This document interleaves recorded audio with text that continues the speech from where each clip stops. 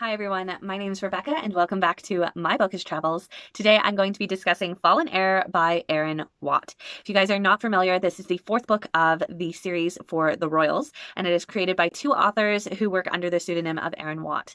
If you guys want to check out the series from the beginning, go and check out Paper Princess, but for those that have, we're going to jump into a spoiler-free section for Fallen Heir and jump right into a spoiler section. I will give a warning in between, so here we go.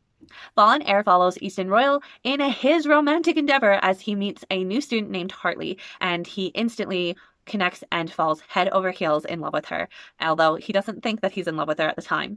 We do see Easton doing quite a bit of self-harming in this story, so just be aware that if drinking to the point of blackouts and other serious forms of self-harming connected with drinking are something that you find triggering, that is a prevalent part of this story. So just be advised before you go into the story that that is something that plays a part of this story.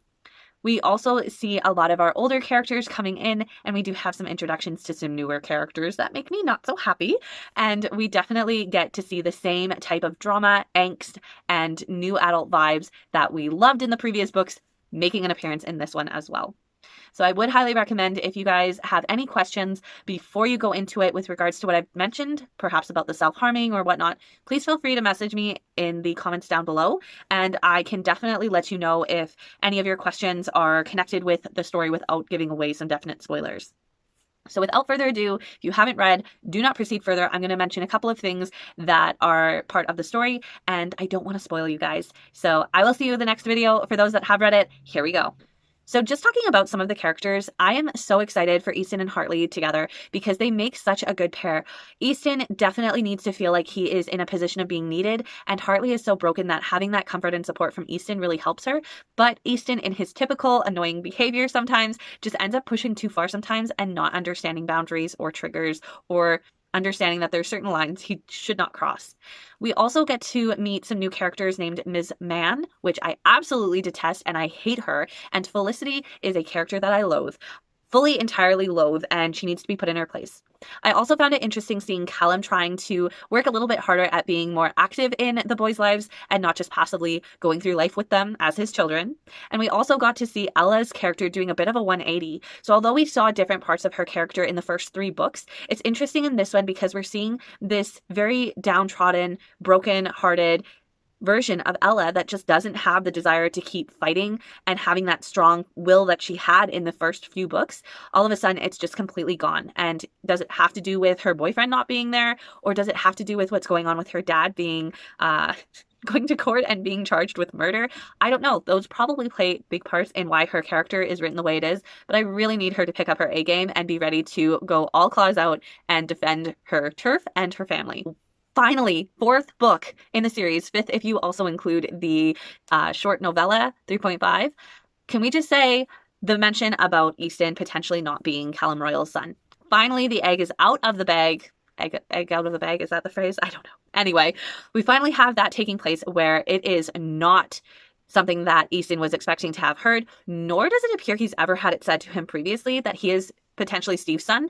And I feel like all the way along, we've all had some doubts about him being Steve's son, not Callum's. And my little heart is so destroyed. I really need a DNA test to take place so that we can be like, dude, you're 100% Callum's son. Because I feel like he even deep down had thoughts that he may have been Steve's as well. And I think he really struggles with that, and seeing that distraught feel that he is in and that shock, like it hit with a punch to the gut because you could see how he was affected by it. Also, can we please talk about the fact that the situation at the end of the story with regards to his brothers? Oh, guys, I am so worried about what's going to take place next because I don't want one of the twins to die, but I also am really confused by that whole situation. They did definitely create a lot of chaos at the end where you were kind of confused by all that took place without actually being confused by it. I hate their girlfriend, Lauren. She is stuck up. She's very manipulative and just a rich brat. Like, I hate her so much. And previously, I didn't have a problem with her. I didn't even care that she was dating both of the boys. But finding out in this one that she doesn't even know how to differentiate one from the other, that's just annoying. She literally is just using them as a toy and doesn't care at all. And then at the end, she can't even tell the difference between the two of them. And Easton can tell it, like, right off the tip of his nose. He's like, it's this one, this one. Like, what's going on with you? It shows how much he loves and cares for his brothers. but I'm really, really concerned that one of the twins is going to die. I just don't want it to happen, and I feel like it's going to happen and destroy Easton. And I just feel like the next one is going to just shatter and crumble me to a million bits and pieces, and I'm not going to get through it. And finally, discussing the self-harming that Easton does with regards to how drunk he gets in the story numerous times throughout the book. It is very hard to read and to go through those scenes and see the damage that he's doing to himself and those around him. The reason why it's difficult is because you know that he's going to regret this afterwards, or even in the midst of it taking place, he's already regretting it. But he just can't stop what he's doing. It's that habitual, typical behavior of the addiction. He can't understand that he can get by without, but his mind is just processing that he needs it. And unfortunately, I feel like we're going to kind of spiral further in the next book before we actually get this cleared up for the final book to end and close off for Easton. So all in all, I ended up giving this 3 out of 5 stars. I really liked it. I feel like there were certain things that I just did not appreciate. The self-harming was quite a struggle for me in this story, even though I knew going in Easton had given up his drug addiction after his mom died from the overdose to having more of the situation with using alcohol as his crutch. And I feel like Fallen Heir is definitely a really great title for the story overall. And I'm really, really hopeful that the next book, although I know it's going to 100% destroy me, I know that it is going to wrap up in some really good way, because if it doesn't, I'm going to be very, very upset.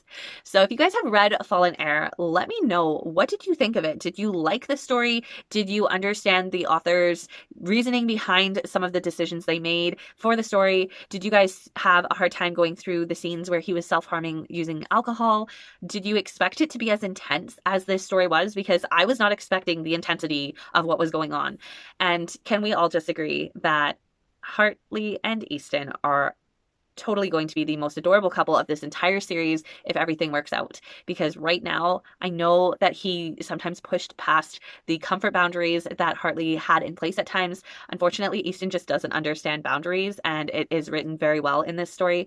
But Hartley is such this broken character that I feel like Easton needed to continue to do that to also get past her boundaries and protection that she had put up for walls. And I'm just really excited to see these two be able to connect and finally come together, because I think they're going to be really awesome. So until next time, I hope you guys have a great day. Stay safe, stay well, and I'll see you then. Bye.